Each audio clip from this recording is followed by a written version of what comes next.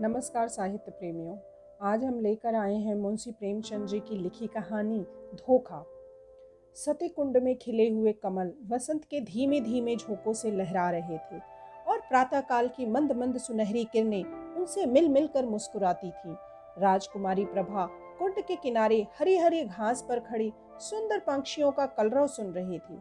उसका कनक वर्ण तन इन्हीं फूलों की भांति दमक रहा था, मानो प्रभात की साक्षात सौम्य मूर्ति है जो भगवान अंशुमाली के किरण करों द्वारा निर्मित हुई है। प्रभा ने मौलसिरी के वृक्ष पर बैठी हुई एक श्यामा की ओर देखकर कहा, मेरा जी चाहता है मैं भी एक चिड़िया होती। उसकी सहेली उमा ने मुस्कुराकर पूछा, क्यों? प्रभा ने कुंड की ओर ताकते हुए उत्तर दिया, वृक्ष की हरी भरी डालियों पर बैठी हुई चहचहाती मेरे कलरव से सारा बाग गूंज उठता। उमा ने छेड़कर कहा, नौगढ़ की रानी ऐसी कितनी ही पक्षियों का गाना जब चाहे सुन सकती है।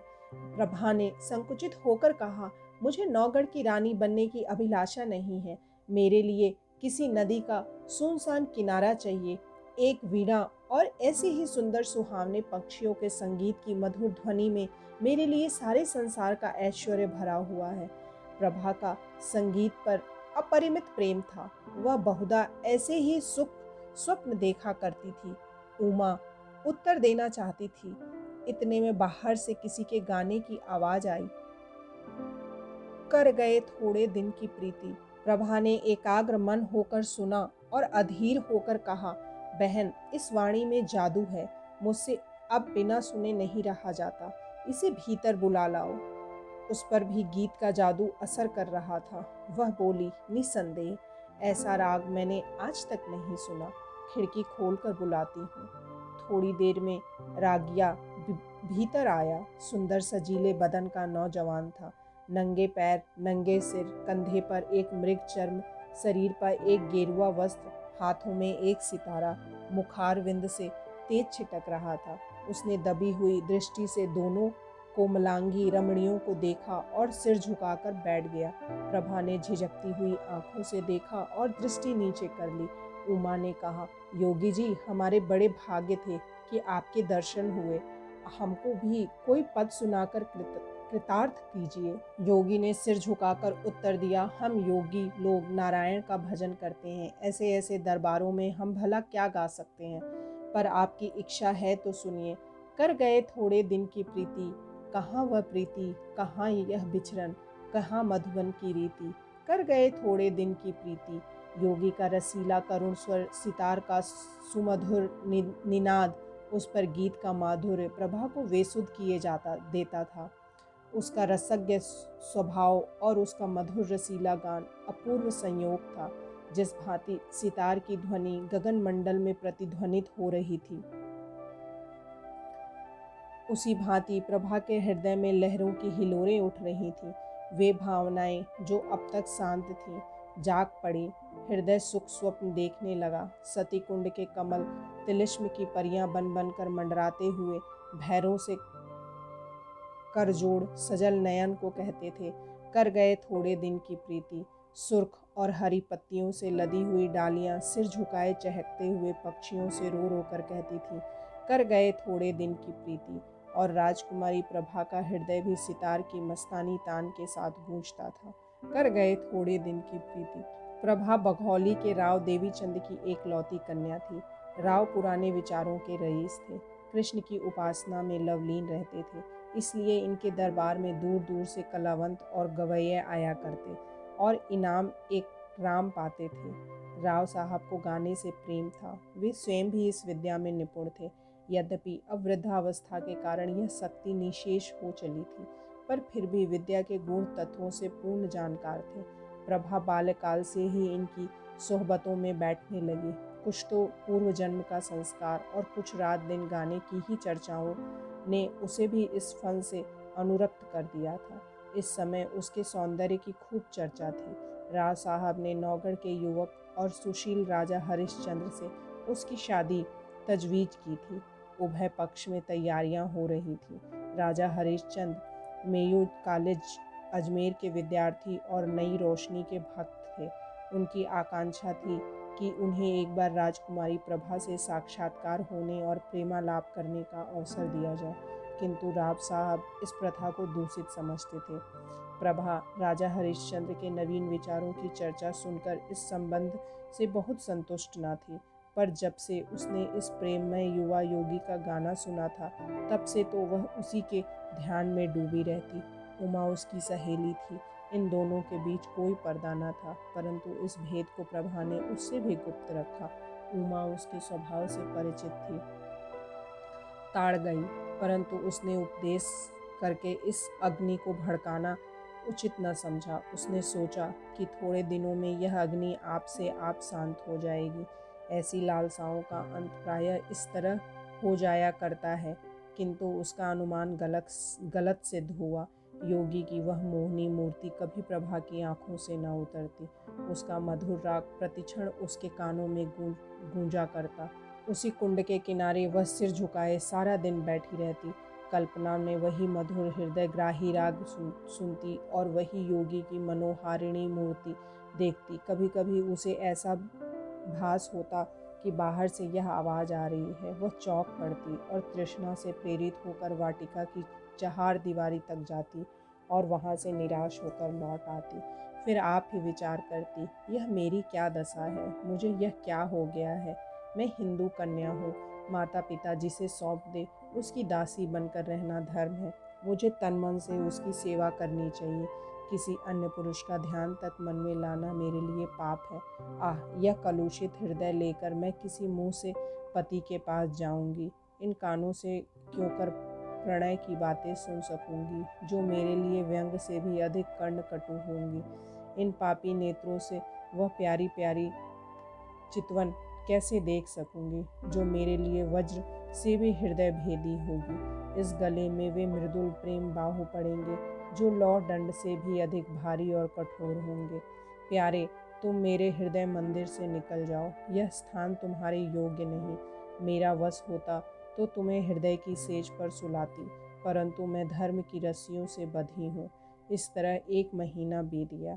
ब्याह के दिन निकट आते जाते थे और प्रभा का कमल सा मुख कुम्हलाया जाता था। कभी कभी विरह वेदना एवं विचार विप्लव से व्याकुल होकर उसका चित्त चाहता कि सती कुंड की गोद में शांति लो, किंतु राव साहब इस शोक में जान ही दे देंगे। यह विचार कर वह रुक जाती। सोचती, मैं उनकी जीवन सर्वस्व हूँ। मुझ भागिनी को उन्होंने किस लाड़ प्यार से पाला है।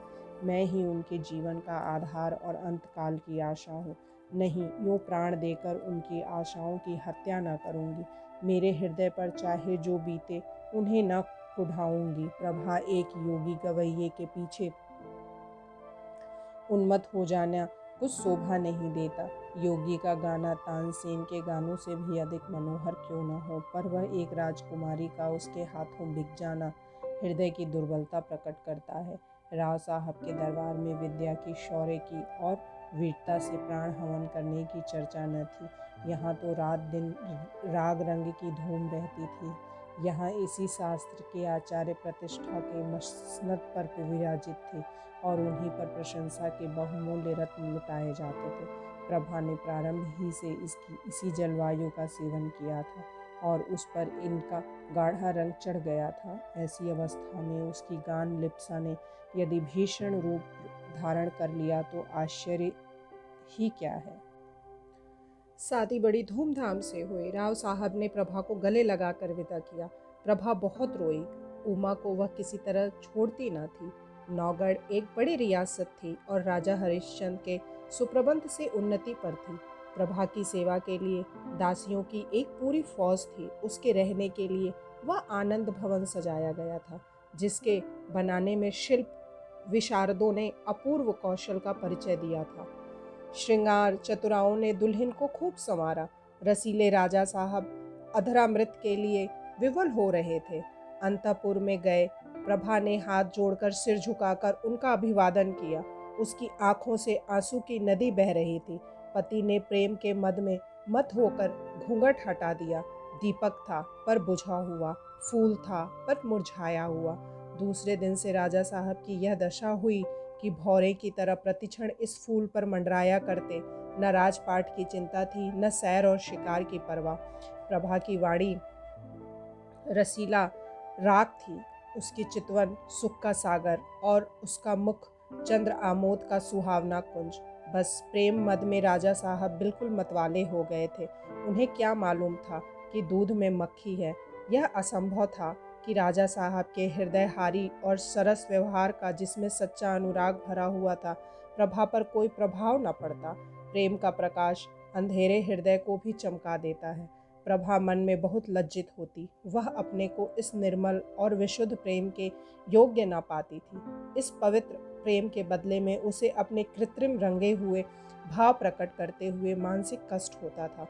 जब तक राजा साहब उसके साथ रहते, वह उनके गले लता की भांति लिपटी हुई घंटों प्रेम की बातें किया करती। वह उनके साथ सुमन वाटिका में चुहल करती, उनके लिए फूलों का हार गूंथती और उनके गले में हाथ डालकर कहती, प्यारे देखना ये फूल मुरझा न जाए, इन्हें सदा ताज़ा रखना। वह चांदनी रात में उसके साथ नाव पर बैठकर झील की सैर करती और उन्हें प्रेम का राग सुनाती। यदि उन्हें बाहर से आने में जरा भी देर हो जाती, वह मीठा मीठा उल्लाहना देती, उन्हें निर्दय तथा निष्ठुर कहती। उनके सामने वह स्वयं हंसती, उनकी आंखें हंसती और आंखों का काजल हंसता था। किंतु आह, जब वह अकेली होती, उसका चंचल चित्त उड़कर उसी कुंड के तट पर जा पहुंचता। कुंड का वह नीला नीला पानी, उस पर तैरते हुए कमल और मौल सिरी की वृक्ष पंक्तियों का सुंदर दृश्य आंखों के सामने आ जाता। उमा मुस्कुराती और नजाकत से लचकती हुई आ पहुंचती। तब रसीले योगी की मोहनी छवि आंखों में आ बैठती और सितार के सुलसित स्वर गूंजने लगते, कर गए थोड़े दिन की प्रीति। तब वह एक दीर्घ निश्वास लेकर उठ बैठती और बाहर निकलकर पिंजरे में चहकते हुए पक्षियों के कलरव में शांति प्राप्त करती। इस भांति वह स्वप्न तिरोहित हो जाता। इस तरह कई महीने बीते। एक दिन राजा हरिश्चंद्र प्रभा को अपनी चित्रशाला में ले गए। उसके प्रथम भाग में ऐतिहासिक चित्र थे। सामने ही सूरवीर महाराणा प्रताप सिंह का चित्र नजर आया। मुखार विंद से वीरता की ज्योति स्फुटित हो रही थी। तनिक और आगे बढ़कर दाहिनी ओर स्वामी भक्त जगलवीर सांगा और दिलेर दुर्गा दास विराजमान थे। बाईं ओर उदार भीम सिंह बैठे हुए थे। राणा प्रताप के सम्मुख महाराष्ट्र केसरी वीर शिवाजी का चित्र था। दूसरे भाग में कर्मयोगी कृष्ण और मर्यादा पुरुषोत्तम राम विराजते थे। चतुर चित्रकारों ने चित्र निर्माण में अपूर्व कौशल दिखलाया था। प्रभा ने प्रताप के पाद पद्मों को चूमा और वह कृष्ण के सामने देर तक नेत्रों में प्रेम और श्रद्धा के आंसू भर मस्तक झुकाए खड़ी रही। उसके हृदय पर इस समय कलुषित प्रेम का भय खटक रहा था। उसे मालूम होता था कि यह उन महापुरुषों के चित्र नहीं, उनकी पवित्र आत्माएं हैं। उन्हीं के चरित्र से भारतवर्ष का इतिहास गौरवान्वित है। वे भारत के बहुमूल्य जातीय रत्न, उच्च कोटि के जातीय स्मारक और गगन भेदी जातीय तुमुल ध्वनि है। ऐसी उच्च आत्माओं के सामने खड़े होते उसे संकोच होता था। आगे बढ़ी, दूसरा भाग सामने आया। यहाँ ज्ञानमय बुद्ध योग साधन में बैठे हुए देख पड़े। उनकी दाहिनी और शास्त्राज्ञ यहाँ ज्ञानमय बुद्ध योग साधन में बैठे हुए देख पड़े। उनकी दाहिनी ओर शास्त्राज्ञ शंकर थे और दार्शनिक दयानंद। एक ओर शांति पथगामी कबीर और भक्त रामदास यथा योग्य खड़े थे। एक दीवार पर गुरु गोविंद अपने देश और जाति पर बलि चढ़ाने वाले दोनों बच्चों के साथ विराजमान थे।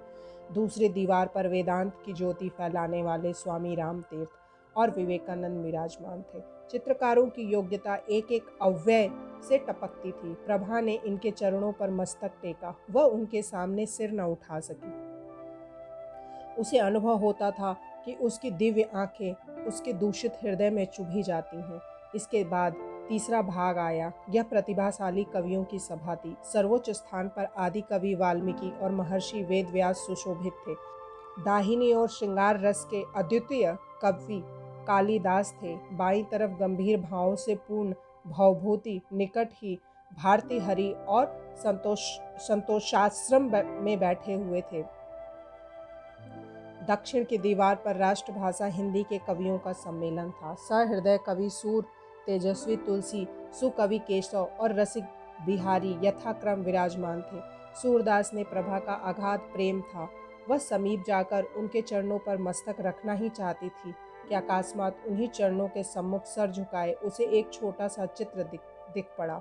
प्रभा उसे देखकर चौंक पड़ी। यह वही चित्र था जो उसके हृदय पर खिंचा हुआ था। वह खुलकर उसकी तरफ ताक न सकी, दबी हुई आंखों से देखने लगी। राजा हरिश्चंद्र ने मुस्कुराकर पूछा, इस व्यक्ति को तुमने कहीं देखा है? इस प्रश्न ने प्रभा का हृदय कांप उठा। जिस तरह मृग शावक व्याध के सामने व्याकुल होकर इधर उधर देखता है, उसी तरह प्रभा अपनी बड़ी बड़ी आंखों से दीवार की ओर ताकने लगी। सोचने लगी, क्या उत्तर दूं? इसको कहीं देखा है? उन्होंने यह प्रश्न मुझसे क्यों किया? कहीं ताड़ तो नहीं गए हैं? हे नारायण, मेरी पत तुम्हारे हाथ है, क्यों कर इनकार करूं? मुंह पीला हो गया, सिर झुकाकर क्षीण स्वर से बोली, हाँ, ध्यान आता है कि कहीं देखा है। हरिश्चंद्र ने कहा, कहाँ देखा है? प्रभा के सिर में चक्कर सा आने लगा। बोली, शायद एक बार यह गाता हुआ मेरी वाटिका के सामने जा रहा था। उमा ने बुलाकर इसका गाना सुना था। हरिश्चंद्र ने पूछा, गाना कैसा था? प्रभा के होश उड़े हुए थे। सोचती थी, राजा के इन सवालों में जरूर कोई बात है, देखूं लाज रहती है या नहीं। बोली, उसका गाना ऐसा बुरा न था। हरिश्चंद्र ने मुस्कुराकर कहा, क्या गाता था? प्रभा ने सोचा, इस प्रश्न का उत्तर दे दूं तो बाकी क्या रहता है। उसमें विश्वास हो गया कि आज कुशल नहीं। वह छत की ओर निरखती हुई बोली, सूरदास का कोई पद था? हरिश्चंद्र ने कहा, यह तो नहीं, कर गए थोड़े दिन की प्रीति। प्रभा की आंखों के सामने अंधेरा छा गया, सिर घूमने लगा। वह खड़ी न रह सकी, बैठ गई और हताश होकर बोली, हाँ, यही पद था। फिर उसने कलेजा मजबूत करके पूछा, आपको कैसे मालूम हुआ? हरिश्चंद्र बोले, वह योगी मेरे यहाँ अक्सर आया जाया करता था। मुझे भी उसका गाना पसंद है। उसी ने मुझे यह हाल बताया था, किंतु वह तो कहता था कि राजकुमारी ने मेरे गानों को बहुत पसंद किया और पुनः आने के लिए आदेश किया। प्रभा को अब सच्चा क्रोध दिखाने का अवसर मिल गया। वह बिगड़ कर बोली, यह बिल्कुल झूठ है, मैंने उससे नहीं कहा। हरिश्चंद्र बोले, यह तो मैं पहले ही समझ गया था कि उन महाशय की चालाकी है। डींग मारना गवैयों की आदत है, परंतु इसमें तो तुम्हें इनकार नहीं कि उसका गाना बुरा न था। प्रभा बोली, ना, अच्छी चीज को बुरा कौन कहेगा। हरिश्चंद्र ने पूछा, फिर सुनना चाहो तो उसे बुलवाऊं? सिर के बल दौड़ा आएगा। क्या उनके दर्शन फिर होंगे? इस आशा से प्रभा का मुखमंडल विकसित हो गया। परंतु इन कई महीनों की लगातार कोशिश से जिस बात को भुलाने में वह किंचित सफल हो चुकी थी, उसके फिर नवीन हो जाने का भय हुआ। बोली, इस समय गाना सुनने को मेरा जी नहीं चाहता। राजा ने कहा, यह मैं न मानूंगा कि तुम और गाना नहीं सुनना चाहती। मैं उसे अभी बुलाए लाता हूँ। यह कहकर हरिश्चंद्र तीर की तरह कमरे से बाहर निकल गए। प्रभा उन्हें रोक न सकी। वह बड़ी चिंता में डूबी खड़ी थी। हृदय में खुशी और रंज की लहरें बारी बारी से उठती थी। मुश्किल से 10 मिनट बीते होंगे कि उसे सितार के मस्ताने सुर के साथ योगी की रसीली तान सुनाई दी। कर गए थोड़े दिन की प्रीति। वही हृदयग्राही राग था, वही हृदय भेदी प्रभाव, वही मनोहरता और वही सब कुछ जो मन को मोह लेता है। एक क्षण में योगी की मोहिनी मूर्ति दिखाई दी। वही मस्तानापन, वही मतवाले नेत्र, वही नयनाभिराम देवताओं का स्वरूप। मुखमंडल पर मंद मंद मुस्कान थी। प्रभा ने उसकी तरफ सहमी हुई आंखों से देखा। एकाएक उसका हृदय उछल पड़ा। उसकी आंखों के आगे से एक पर्दा हट गया। प्रेम विवल को आंखों में आंसू भरे वह अपने पति के चरणाविंदों पर गिर पड़ी और कंद कंठों से बोली, प्यारे प्रियतम, राजा हरिश्चंद्र को आज सच्ची विजय प्राप्त हुई। उन्होंने प्रभा को उठाकर छाती से लगा लिया। दोनों आज एक प्राण हो गए। राजा हरिश्चंद्र ने कहा, जानती हो मैंने यह स्वांग क्यों रचा था? गाने का मुझे सदा से व्यसन है और सुना है तुम्हें भी इसका शौक है। तुम्हें अपना हृदय भेंट करने से प्रथम एक बार तुम्हारा दर्शन करना आवश्यक प्रतीत हुआ और उसके लिए सबसे सुगम उपाय यही सूझ पड़ा। प्रभा ने अनुराग से देखकर कहा, योगी बनकर तुमने जो कुछ पा लिया वह राजा रहकर कदापि न पा सकते। अब तुम मेरे पति हो और प्रियतम भी हो, पर तुमने मुझे बड़ा धोखा दिया और मेरी आत्मा को कलंकित किया। इसका उत्तरदाता कौन होगा?